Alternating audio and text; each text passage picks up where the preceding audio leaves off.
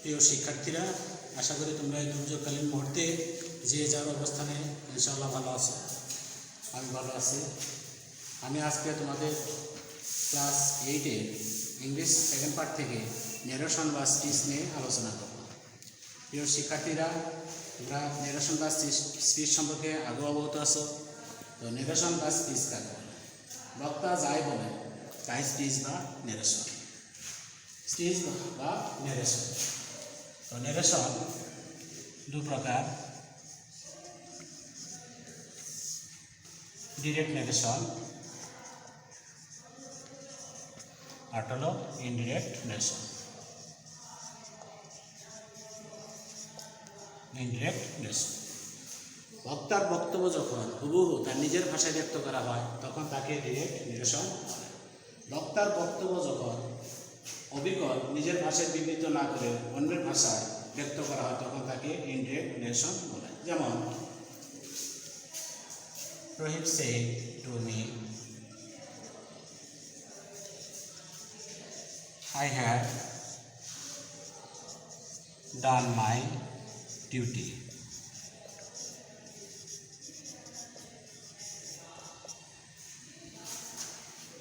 আমরা এখন এই ডিরেক্ট নিউজকে ইনডিরেক্ট নিউজে রূপান্তর করব। তার পূর্বে আমাদের কিছু নিয়মকানুন জানতে হবে।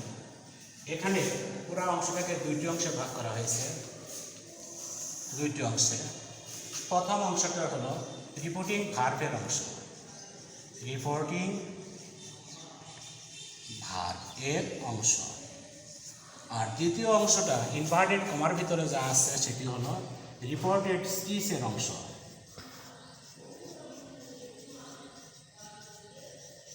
স্পিচের অংশ। আর এই ইনভার্টেড কমার ভিতরে যে অংশটুকু আছে তাকে বলা হয় রিপোর্টেড স্পিচ। আর ইনভার্টেড কমার বাইরের যে অংশটি আছে এটা হলো রিপোর্টিং ভার্বের অংশ। এখন এটা পরিবর্তন করতে হলে আমাদের কিছু নিয়মকানুন জানতে হবে। প্রথমে আমাদের পরিবর্তন করতে হবে পার্সন পরিবর্তন। পার্সন, তোমরা জানো পার্সন তিন প্রকার। ফার্স্ট পার্সন,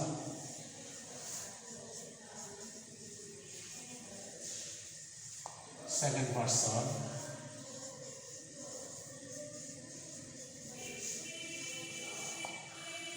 তিন নাম্বার হলো থার্ড পার্সন।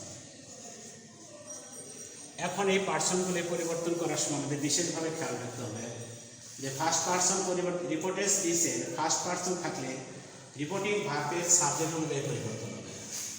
সাবজেক্ট অনুযায়ী পরিবর্তন হবে। সেকেন্ড পার্সন থাকলে যেমন সেকেন্ড পার্সন যদি থাকে রিপোর্টিং ভার্বের অবজেক্ট অনুযায়ী পরিবর্তন হবে। থার্ড পার্সন যদি থাকে সেক্ষেত্রে কোনো পরিবর্তন হবে না, অর্থাৎ নো চেঞ্জ, কোনো পরিবর্তন হবে না। যে পার্সন থাকবে ঠিক সেই পার্সনই ইনডিরেক্ট নেরেশনের বেলায় থেকে যাবে। তো আমরা এখন এটা পরিবর্তন করব। যেমন রহিম সেড টু মি, এটা reporting verb past form. Reported speech assertive সেন্টেন্সে আছে। তো অ্যাসার্টিভ সেন্টেন্স থেকে সেন্টেন্সকে আমরা যখন ইনডিরেক্ট স্পিচে পরিবর্তন করব তখন সেড টুর পরিবর্তে টোল্ড হবে বা সেড রাখলে চলবে। Rahim told me. Assertive sentence inverted comma উঠে দ্যাট বসবে,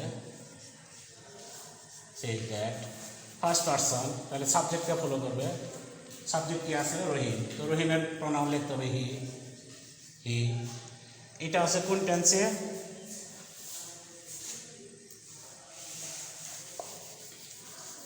টেন্স পরিবর্তন করার নিয়ম প্রেজেন্ট পারফেক্ট টেন্স। তো প্রেজেন্ট পারফেক্ট টেন্স থাকলে আমরা জানি প্রেজেন্ট পারফেক্ট টেন্সকে রূপান্তর করতে হবে পাস্ট পারফেক্ট টেন্সে। তাহলে হ্যাভের পরিবর্তন হবে had, he had. First person ভার্বের ফার্স্ট পার্সন হয় ডান, ঠিক আছে, ডান।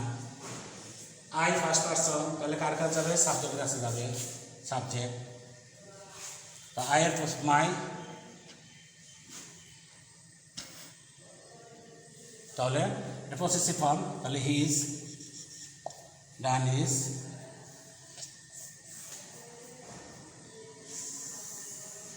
ডান হিজ ডিউটি। তাহলে আমরা জানি ফার্স্ট পারসন পরিবর্তন করার নিয়ম হলো সাবজেক্টকে ফলো করতে হবে রিপোর্টিং ভার্বের, সেকেন্ড পারসন হলে অবজেক্টকে পরিবর্তন করতে হবে, আর থার্ড পারসন হলে কোনো সেক্ষেত্রে কোনো পরিবর্তন হবে না। এখন আমরা যেহেতু টেন্স পরিবর্তন করব, তো টেন্স পরিবর্তন করার সুনির্দিষ্ট কিছু নিয়ম আছে। কোন টেন্স থাকলে কোন টেন্স হয় আমরা এই চারটা এখন দেখব। প্রিয় শিক্ষার্থীরা, আমরা টেন্সের উপর পারসন, টেন্স এবং সেন্টেন্স নির্দেশন করতে হলে টেন্স, পারসন, সেন্টেন্স এর উপর বেশি গুরুত্ব দিতে হবে। তো কোন টেন্স থাকলে কোন টেন্স হয় আমরা এখন দেখব। চার্ট আমরা দেখব কি আছে। Indirect nation, indirect, present indefinite tense থাকলে বা প্রেজেন্ট ইনডিফিনিট আরেকটা নাম হলো simple tense. Present indefinite tense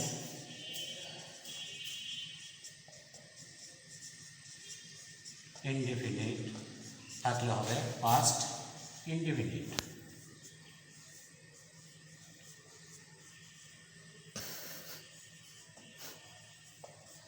তদ্রূপ প্রেজেন্ট কন্টিনিউয়াস থাকলে past continuous,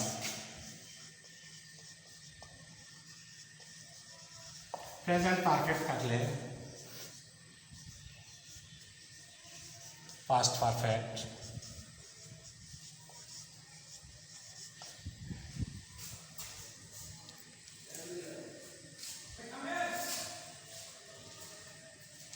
present perfect continuous,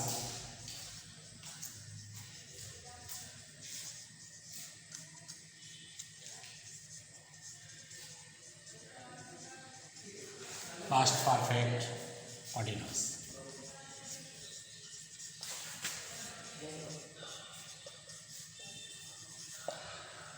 past indefinite থাকলে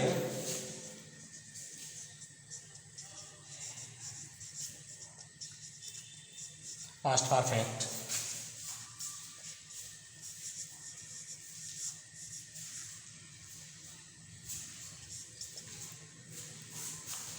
past continuous,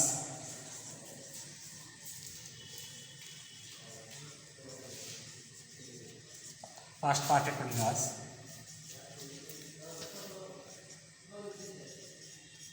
past perfect continuous,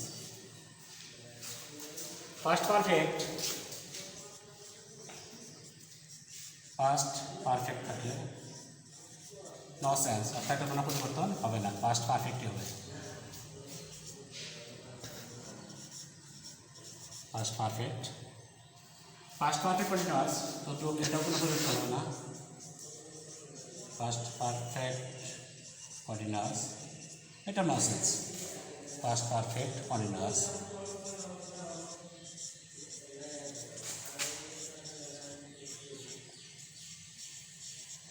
এবং ফিউচার থাকলে future in the past, future থাকলে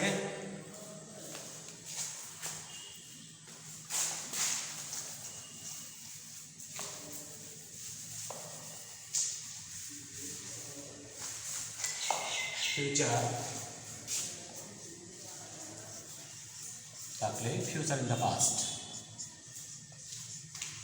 ফিউচার ইন দ্য পাস্ট। যেমন শ্যাল, শ্যাল থাকলে শ্যালে পরিবর্তিত হবে শুড, ওয়েল থাকলে ওয়েলে পরিবর্তিত উড, ক্যান থাকলে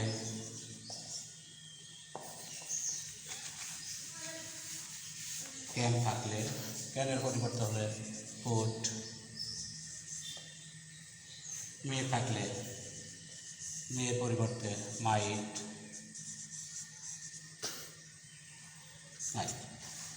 এভাবে পরিবর্তন করতে হবে। আমরা টেন্সগুলি এভাবে পরিবর্তন করব। এছাড়া কিছু নৈকট্য সূচক শব্দ আছে যেগুলিকে আমাদের দূরত্ব সূচক শব্দে রূপান্তর করতে হবে। যেমন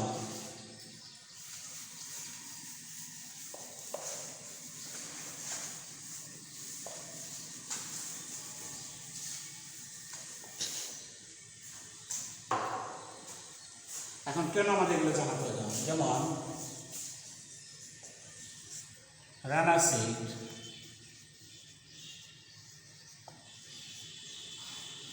I shall go to Dhaka tomorrow.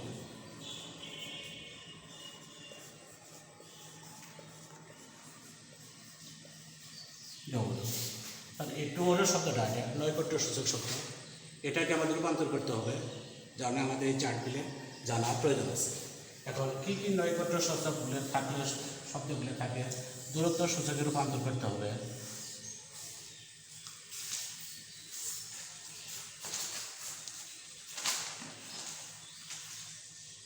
যেমন দিস থাকলে দিসের পরিবর্তিত হবে দ্যাট, দিস থাকলে দিসের পরিবর্তন হবে দোস, হেয়ার থাকলে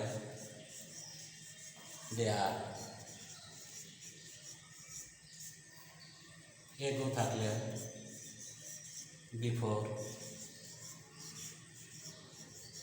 বিফোর, কাম থাকলে গো, হেয়ার থাকলে দেয়ার লিখছি আগে, টুডে থাকলে দ্যাট ডে।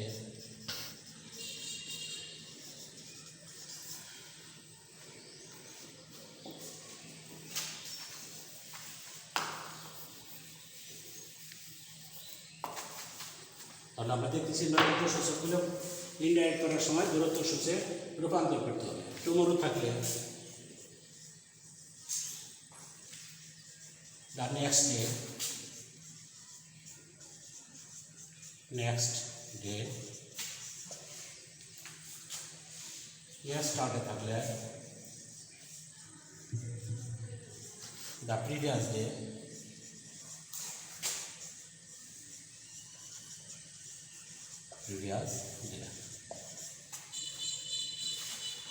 last month থাকলে the previous month,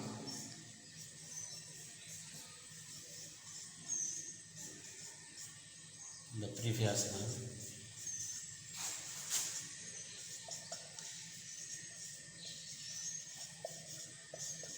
last week, the previous week। প্রিয় শিক্ষার্থীরা, তাহলে আমরা এখন যে আগে আমি একটু বিষয় আলোচনা করেছি, একটা উদাহরণ আমরা আনছি, Rana said I shall go to Dhaka too. তো এখন আমরা এটা ইনডাইরেক্ট স্পিচে রূপান্তর করব।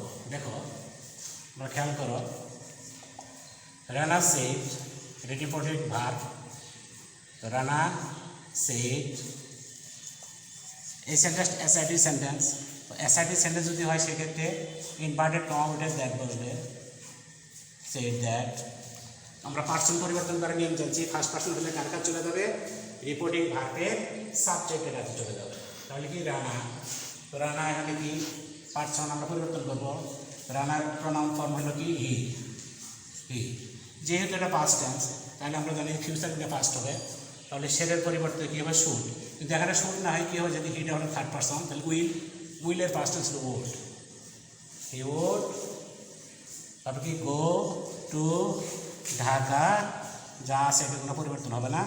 এক্ষেত্রে আমরা টুমোরো পরিবর্তন করে আমরা কি লিখছিলাম, টুমোরো পরিবর্তন আমরা লিখছিলাম যে নৈকট্য সূচক হলে টুমোরো থাকলে এটা পরিবর্তন হবে কি দ্য নেক্সট ডে। তাহলে দি নেক্সট ডে।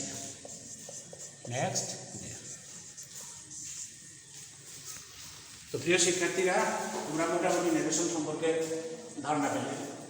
তো আমাদের এখানে তিনটে জিনিস খুব ভালোভাবে জানতে হবে। একটা হলো পার্সন, আরেকটা হলো টেন্সের বিভিন্ন সাহায্যকারী ভার্বগুলোর সময় জানতে হবে, tense strong verb week verb সমাধান আমাদের জানতে হবে, তারপরে সেন্টেন্স সমাধান আমাদের জানতে হবে। কারণ এক এক সেন্টেন্সে রিপোর্টিং ভার্ব পরিবর্তিত হয়ে এক এক ওয়ার্ড ব্যবহৃত হয়। যেমন অ্যাসার্টিভ সেন্টেন্সের বেলায় ইনভার্টেড কমা উঠে দ্যাট বসে, ইন্টারগেটিভ সেন্টেন্সের বেলায় ইনভার্টেড কমা উঠে ই বা ওয়েদার বসে, ইম্পারেটিভ সেন্টেন্সের বেলায় ইনভার্টেড কমা উঠে টু বসে, অবজেক্টিভ সেন্টেন্সের বেলায় ইনভার্টেড কমা উঠে দ্যাট বসে।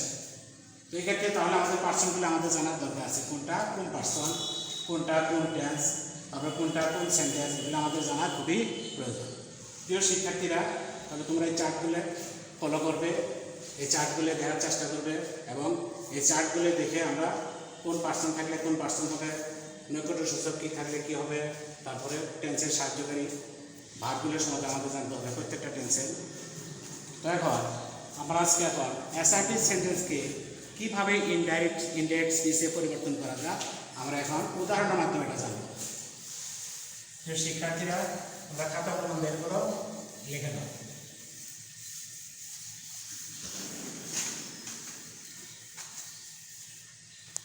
আজ তোমরা নিরসন কাকে বলে, নিরসন কয় প্রকার, নিরসনের নৈকট্য সূচক, দূরত্ব সূচক শব্দগুলি এবং কোন টেন্স থাকলে ডিরেক্ট নিরসনে কোন টেন্স থাকলে ইনডিরেক্ট নিরসনে কোন টেন্স হবে তোমরা এটা জানলে। পার্সন পরিবর্তন করার নিয়মগুলো জানলে। আমি আগামী ক্লাসে ইনশাল্লাহ আমি অ্যাসার্টিভ সেন্টেন্স, ইন্টারগেটিভ সেন্টেন্স বা সেন্টেন্স কীভাবে ডিরেক্ট থেকে ইনডিরেক্টে রূপান্তর করা যায় এই বিষয়ে আলোচনা করবো। আশা করি তোমরা সুস্থ থাকবে, ভালো থাকবে। খোদা হাফেজ।